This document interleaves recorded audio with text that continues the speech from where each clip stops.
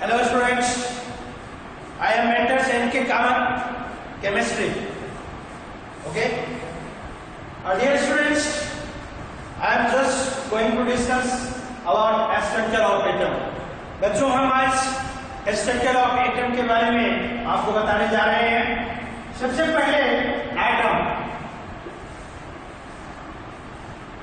बच्चों एटम के बारे में different philosophers, chemists, mathematicians, they have given their own concept.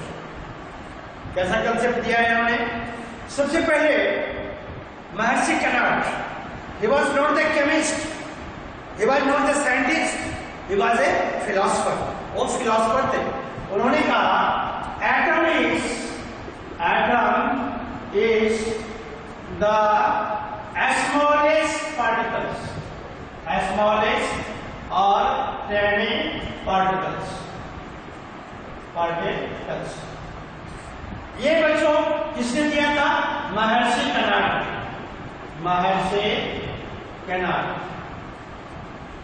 He was a philosopher. ये फिलोसफर थे। He was a philosopher.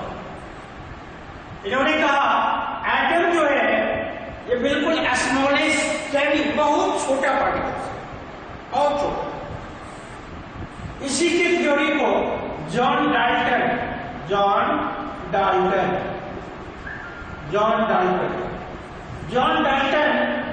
इस कंसेप्ट से एग्री किया।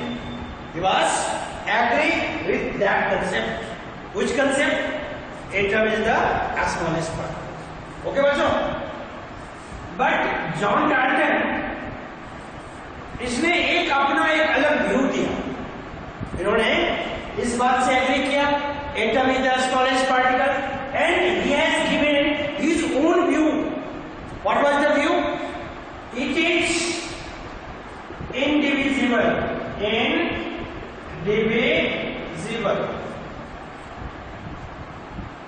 ये जो है ये किसने दिया?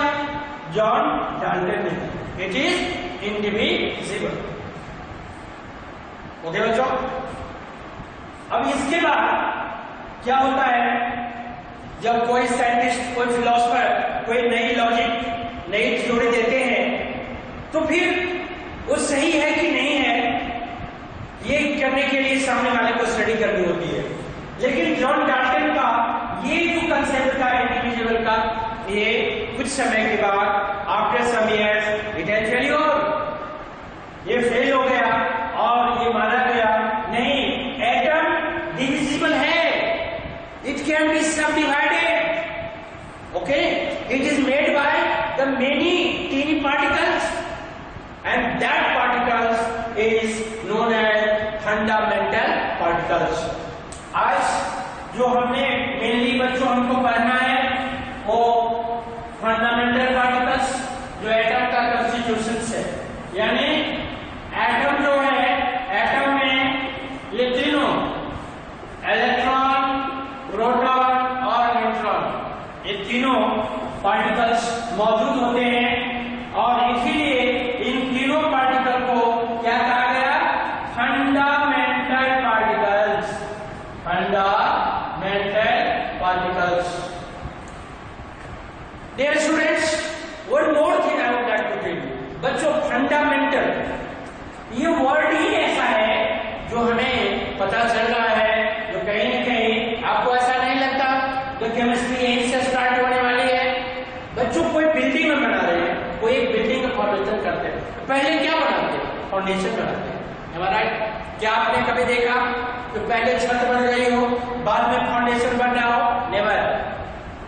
पहले क्या होता है? फाउंडेशन बनता है, उसके बाद धीरे धीरे वॉल या पिलर के थ्रू एक सर्टेन हाइट होती है, वहां पर रूफ बनता है और उसको हम घर बोलते हैं।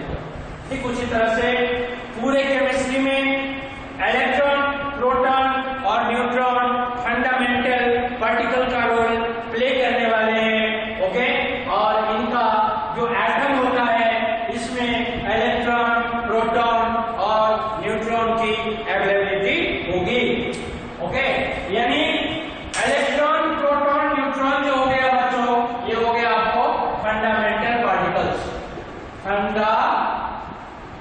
Mental particles. फंडामेंटल पार्टिकल्स कौन कौन सी है बच्चों? फंडामेंटल पार्टिकल्स हो गए इलेक्ट्रॉन, दूसरा हो गया प्रोटॉन P, और तीसरा हो गया neutron. These are fundamental particles। बच्चों पार्टिकल है, आप जानते हैं पार्टिकल है, ओके। चार्ज तो आप देख ही रहे हैं, चार्ज है माइनस का, इसके ऊपर प्लस का, ये पॉजिटिव, इसके ऊपर कोई चार्ज नहीं होता, ये न्यूट्रल होता है, आप जानते भी होंगे। लेकिन since it is particles, these are particles, so it has a certain mass. बच्चों इनके सर्टेन मास होंगे। इलेक्ट्रॉन के जो मास होते हैं बच्चों, ये होता है 9.1 into 10 to the power minus 31 kg और 9.1 10 to the power minus 28 grams। Am I right? Charge की भी बच्चों, चार्ज तो माइनस है, आप देख रहे हो, but this charge is expressed in the numerical terms. बच्चों इनकी न्यूमेरिकल अपनी चार्ज की वैल्यू होती है, ओके। ये वैल्यू होती है minus 1.6 into 10 to the power minus 19C, C for coulomb. ये बच्चों यूनिट है चार्ज की। बच्चों एक चीज ध्यान रखिए, जब इसी नंबर को आप बुक में देखेंगे तो ये नंबर बहुत बड़ा होगा, ये नंबर जो होगा बहुत बड़ा नंबर होगा, ओके। लेकिन आपको यही वैल्यू, ये जो है ये आपको याद रखने हैं, इसकी बहुत जरूरत होगी, और ये जो चार्ज है इनको भी याद रखना है, इसकी भी आपको बहुत जरूरत पड़ेगी। अब देखते हैं प्रोटॉन का मास कितना है। प्रोटॉन का मास 1.62 into 10 to the power minus 27 kg, okay. और इनके जो चार्ज होते हैं बच्चों, देखिए चार्ज में थोड़ा सा डिफरेंस है, सिर्फ साइन का डिफरेंस, यहाँ माइनस साइन है, यहाँ प्लस हो जाएगा, वैल्यू वही रहेंगे, वैल्यू वही रहेंगे। एक कहावत सुना है ना, आईने वही रहते हैं, चेहरे बदल जाते हैं। ठीक यहाँ पर वही बात है, बिल्कुल क्या बदल गया, आईना वही है, चेहरा बदला। चेहरा कैसे, ये निगेटिव तो ये positive, number are similar, okay बच्चों। अब न्यूट्रॉन की बात करते हैं। न्यूट्रॉन की मास नियरली प्रोटॉन के ही इक्वल होती है, नियरली। ये मास जो होती है 1.627 इंटू 10 की power minus 27 kg। Charge in पर नहीं होता है, नो चार्ज, ओके। तो ये हो गए इलेक्ट्रॉन, प्रोटॉन और न्यूट्रॉन का मास और चार्ज, ओके बच्चों। ये बिल्कुल आप ध्यान रखिएगा, खास करके प्रोटॉन और न्यूट्रॉन के मास की जरूरत आपको कम पड़ेगी, सबसे ज्यादा जरूरत पड़ेगी इलेक्ट्रॉन के मास का। इलेक्ट्रॉन के मास को आप बिल्कुल याद रखिएगा। और ये चार्ज, इलेक्ट्रॉन का रोल बहुत बड़ा है बच्चों। इलेक्ट्रॉन का रोल क्या है ये मैं बताता हूं आपको, क्या है इलेक्ट्रॉन का रोल। देखिए जिस तरह से सॉल्ट है हमारे फूड एस्पेक्ट का एक बहुत ही इंपॉर्टेंट पार्ट है। कुछ भी बनाइए आप, जनरली मीठा खाना को छोड़कर आप कुछ भी बनाइए, उसमें सॉल्ट की कॉमन चीज होता है, ओके। तो बच्चों वो इसी तरह से इलेक्ट्रॉन का role as comparison to proton और न्यूट्रॉन बहुत ही क्रूशियल होगा, बहुत ही मैटर होगा, बहुत ही इंपॉर्टेंट होने वाला है। इसलिए इलेक्ट्रॉन का mass either in the unit of KG और इन ग्राम्स और चार्ज, ये सभी चीजें आपको बहुत अच्छे से याद रखनी है। अब मैं आपको बताने वाला हूं जो कंसेप्ट जॉन डाल्टन ने दिया था रदरफोर्ड के आते आते, वो कंसेप्ट जॉन डाल्टन का फेल हो गया और ये बिल्कुल क्लियरिफाई हो गया। Atom is made of electron, proton and neutron. and that's the reason these particles are known as fundamental particles. अब देखिए यहाँ पर मैं आपको यहाँ पर बताने वाला हूँ, जो किसी भी एटम जो होते हैं उसमें इलेक्ट्रॉन, प्रोटॉन, न्यूट्रॉन होता है। बच्चों केमिस्ट्री में 118 एलिमेंट्स हैं। कहाँ पे? पीरियोडिक टेबल में। ओके, मैं आपको इंट्रोडक्टरी जो मेरा वीडियो था उसमें मैं बता चुका हूँ आपको, जो how chemistry is useful and easy, it is very crucial, play a crucial role and it is quite easy भी है और इम्पोर्टेंट रोल भी प्ले करता है। ओके, जैसे देखिए पीरियोडिक टेबल में इस तरह से टेबल आपने देखा होगा, ऐसा टेबल आपने देखा होगा, ये टेबल तो इस तरह से आपने देखा होगा, ये पीरियोडिक टेबल होता है। ओके, यहाँ पर 118 एलिमेंट होते हैं, तो एलिमेंट को हम मान लेते हैं X is an element, X is an element. बच्चों X एलिमेंट होता है, आप पीरियोडिक टेबल में देखेंगे हर एलिमेंट के बॉटम पर एक नंबर होता है और एक जो टॉप होता है उस पर एक नंबर होता है। X क्या है बच्चों? X is an element. X क्या है? एलिमेंट है। कितने? 118 एलिमेंट यहाँ मौजूद हैं पीरियोडिक टेबल में। ओके, जो बच्चों पीरियोडिक टेबल में X1 जो एलिमेंट है, X कुछ भी हो सकता है, हाइड्रोजन हो सकता है, हीलियम हो सकता है, बेरिलियम, बोरॉन, कार्बन, नाइट्रोजन, कोई भी एलिमेंट हो सकता है। Am I right? बच्चों जो नीचे के नंबर हैं ये एटॉमिक नंबर कहलाते हैं। These are atomic number Z, और जो A होते हैं ये एटॉमिक मास कहलाते हैं, एटॉमिक मास कहलाते हैं, या इसी को हम मास नंबर भी बोलते हैं। Am I right? यदि ये चीज क्लियर हो गया, कहीं भी पीरियोडिक टेबल में मान लीजिए यहाँ पर है फ्लोरीन, नीचे लिखा है 9, ऊपर लिखा है 19, आपको मैं बोलूं जो बच्चे पीरियोडिक टेबल देख के बताइए what is the atomic number of fluorine, what is the atomic mass of fluorine, आप पीरियोडिक टेबल देख के बताएंगे sir since 9 is written at the place of Z and Z is atomic number, so 9 is the atomic number for fluorine and 19 is written at place of A which is the atomic mass, so 19 is the atomic mass. Clear? तो इस तरह से किसी भी element जो periodic table में 118 element हैं उनके आप एटॉमिक नंबर, एटॉमिक मास आप समझ सकते हैं।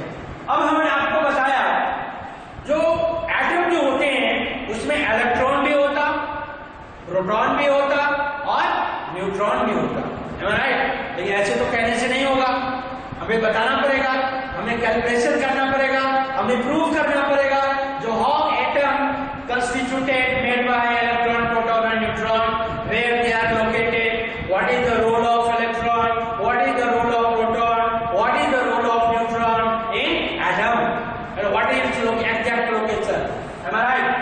तो बच्चों आप देखिए यहाँ पर जो जनरली एक एलिमेंट लेते हैं सोडियम, सोडियम एक एलिमेंट लिया हमने और यहाँ पर है 11 और यहाँ पर है 23, यहाँ पर है 23।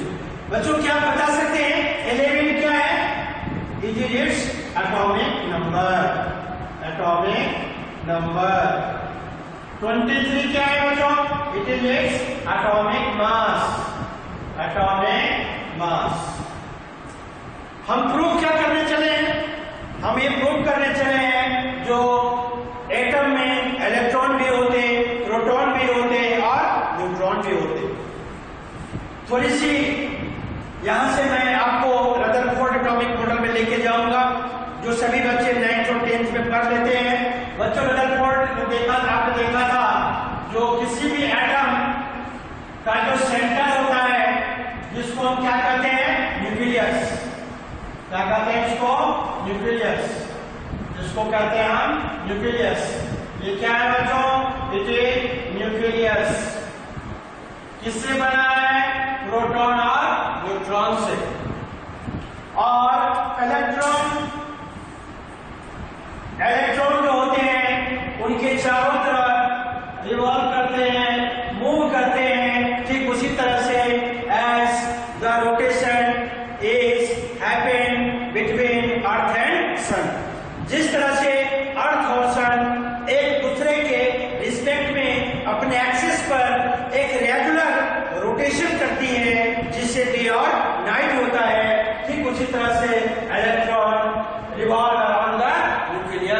ये तो आप जानते हैं।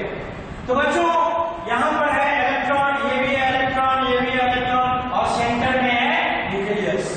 ओके, तो हमें और एक बात और आपको बहुत इंपॉर्टेंट चीज बता रहा हूं, क्योंकि हमें क्या फाइंड करना है in atom are they contain electron, proton and neutron. वो प्रूव करने के लिए आपको one more thing I would like to tell you, आपको एक चीज मैं बताना चाहूंगा, जो किसी भी एटम का mass, entire mass of the atom located at the centre of the atom. किसी भी एटम का कंप्लीट मास जो होता है वो कहां पर होता है? सेंटर में होता है। क्लियर? ये समझ गया? सेंटर जो है वो क्या कहलाता है? न्यूक्लियस। न्यूक्लियस की फॉर्मेशन कैसे? प्रोटॉन और न्यूट्रॉन से। ओके बच्चों, चलिए हम यहाँ पर आपको बताते हैं किसी भी एटम से इलेक्ट्रॉन, प्रोटॉन और न्यूट्रॉन को हम कैसे कैलकुलेट कर सकते हैं। ओके, चलिए यहाँ से हम स्टार्ट करते हैं। ओके, चलिए हमको किसका निकालना है? अभी हमने एक एग्जांपल लिखा था Na, जिसका एटॉमिक नंबर था 11, एटॉमिक मास था 23। इसमें हमें क्या फाइंड करना है? Electron equal to what, proton equal to what, neutron equal to what. Am I right? ये हमें फाइंड करना है। तो बच्चों क्या इसका कोई फॉर्मूला है? बिल्कुल है। क्या फॉर्मूला है? ये आपको मैं बता रहा हूं बच्चों। Atomic number is equal to number of electron, and this is equal to number of proton, P। मतलब ये चीज क्लियर हो गई, जो buy one get two free. बच्चों ऐसा का वर्ड आपने सुना होगा। ओके, डिफरेंट जो हमारे फेस्टिवल्स होते हैं, सीजन्स होते हैं, बड़े बड़े मॉल्स, मार्केट में बड़ा बड़ा सा बोर्ड लिखा होता है, बड़े बड़े दुकानों में लिखा होता है buy one get one free, buy one get two free. बच्चों यहाँ पर एक ऑफर आपको देने जा रहे हैं। एटॉमिक नंबर याद रखिए, बाय वन मतलब remember atomic number and free of cost get the information regarding the number of electron and proton. एक आप याद रखिए, दो चीज आपको याद रहेगा, ध्यान रहे, it is only for atom, only for atom. Okay, electron हो गया, प्रोटॉन हो गया, और number of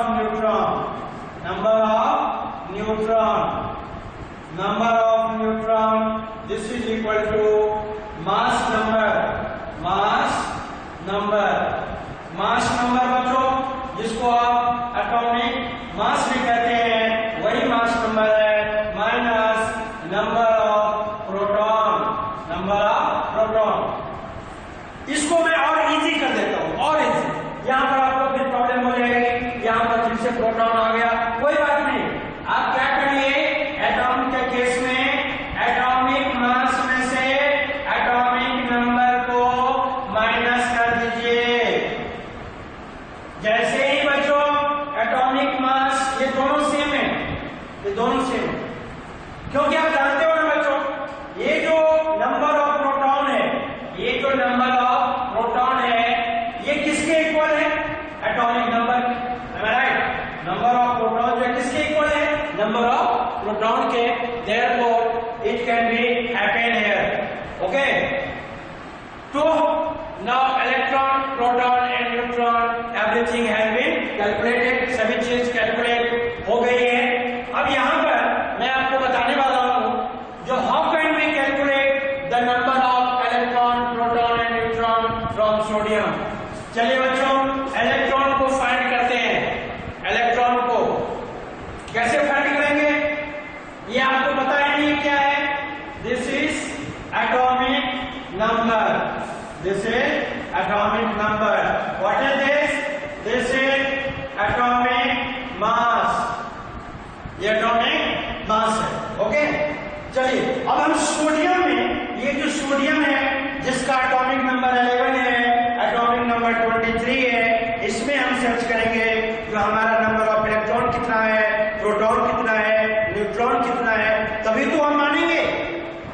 these are fundamental particles. Okay, चलिए देखते हैं। चलिए बच्चों, एटॉमिक नंबर कितना है? 11। और आप जानते हैं atomic number is equal to number of electron, so number of electron is 11। Number of electron is equal to number of proton, so proton is also 11। And neutron के लिए आपको हमने बहुत ही इजी मेथड आपको बताया है। एटॉमिक मास जो upper part में होता है उसमें से जो लोअर पार्ट के नंबर होते हैं, जो बॉटम में नंबर होते हैं, उस नंबर को आप माइनस कर दीजिए। Means 23 minus 11 that is 12। This is number of neutron. और बच्चों अब हम चेक करेंगे। चेक क्या करेंगे? ये तो हम थ्योरेटिकली पढ़ लिए, फॉर्मूला यहां पर है, इस फॉर्मूला से हमने निकाल दिया। आपको याद है यहां पर हमने बोला था जो entire mass of the atom is present at the centre. Complete mass कहां होता है? सेंटर। ओके, तो हम ये प्रूव करेंगे। यदि ये प्रूव हो गया, सोडियम का एटॉमिक मास कितना है? 23। चलिए हम देखते हैं ये सेंटर किससे बना है? जो न्यूक्लियस कहते हैं, प्रोटॉन और न्यूट्रॉन से। चलिए प्रोटॉन लेते हैं, 11 है प्रोटॉन, यहाँ पर प्रोटॉन लेते हैं 11 प्लस न्यूट्रॉन, न्यूट्रॉन है आपका 12, ये हो गया 23। और ये 23 ये जस्टिफाई करता है जो वास्तव में एटम के जो इंटायर मास होते हैं वो कहाँ होते हैं? सेंटर में होते हैं। हमारा तो इस तरह से किसी भी एटम का हम इलेक्ट्रॉन, प्रोटॉन और न्यूट्रॉन कैलकुलेट कर सकते हैं। ठीक है बच्चों, आप जानते हैं मैं थोड़ा सा एक हाईलाइट आपको देता हूं। ओके, हाईलाइट कर देता हूं। अब आगे क्या बताने वाला हूं? नेक्स्ट क्लास में आपको बताने वाला हूं बच्चों, पूरे पीरियोडिक टेबल में एटम की एक टेंडेंसी होती है। What tendency? इलेक्ट्रॉन गेन करने की, इलेक्ट्रॉन लूज करने की, इलेक्ट्रॉन शेयर करने की। ओके, अब 118 एलिमेंट पीरियोडिक टेबल में है। How can be ensure? आप कैसे पता करोगे? उसकी टेक्निक्स, ट्रिक्स आपको मैं बताने वाला हूं, जो किस तरह से हम मेटल की पहचान करें, किस तरह से नॉन मेटल की पहचान